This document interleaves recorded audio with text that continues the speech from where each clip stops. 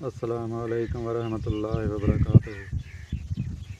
ایک بار ایک صحابی آپ صلی اللہ علیہ وآلہ وسلم کی خدمت میں حاضر ہوئے اور کہنے لگے مجھے آپ سے پیار ہو گیا۔ آپ صلی اللہ علیہ وآلہ وسلم نے پوچھا کیا کہا تم نے؟ تو وہ صحابی بولا مجھے آپ سے پیار ہو گیا۔ آپ صلی اللہ علیہ وآلہ وسلم نے پھر پوچھا کیا کہا؟ وہ صحابی پھر بولا مجھے آپ سے پیار ہو گیا۔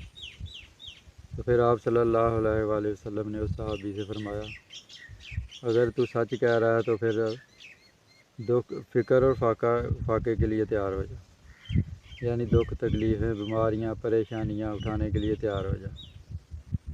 اس سے ظاہر ہوتا ہے کہ جس انسان کو بھی آپ صلی اللہ علیہ وآلہ وسلم سے جتنی زیادہ محبت ہوتی ہے اس کی زندگی میں اتنی ہی زیادہ دکھ تکلیفیں اور بیماریاں ہوتی ہیں۔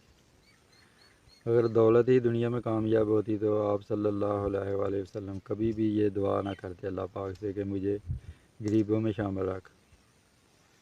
اس لیے اگر آپ کے ساتھ بھی ایسا ہو رہا ہے کہ آپ نے توبہ کی ہے برے کاموں سے، برے کام چھوڑ کے آپ اچھے کام کر رہے ہیں، نمازیں پڑھ رہے ہیں، درود پاک پڑھ رہے ہیں، اور جب سے آپ نے توبہ کی ہے تب سے آپ کی زندگی میں دکھ تکلیفیں بیماریاں پریشانیاں بڑھ گئی ہیں، تو آپ اللہ پاک کا شکر ادا کریں، آپ کی توبہ قبول ہو گئی ہے۔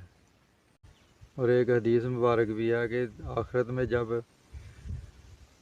لوگوں کو دنیا میں ملی تکلیفوں بیماریوں پریشانیوں کا اجر ملے گا تو پھر انسان وہاں خواہش کرے گا، سوچے گا کہ کاش دنیا میں میرے جسم سے چمڑی بھی اتار لی جاتی، اتنا اجر ملے گا وہاں دنیا میں جو ہم تکلیفیں دکھ بیماریاں پریشانیاں اٹھا رہے ہیں، لیکن اجر ان تکلیفوں بیماریوں پریشانیوں کا ملے گا جن پہ ہم صبر کرتے ہیں، اللہ پاک کا شکر ادا کریں۔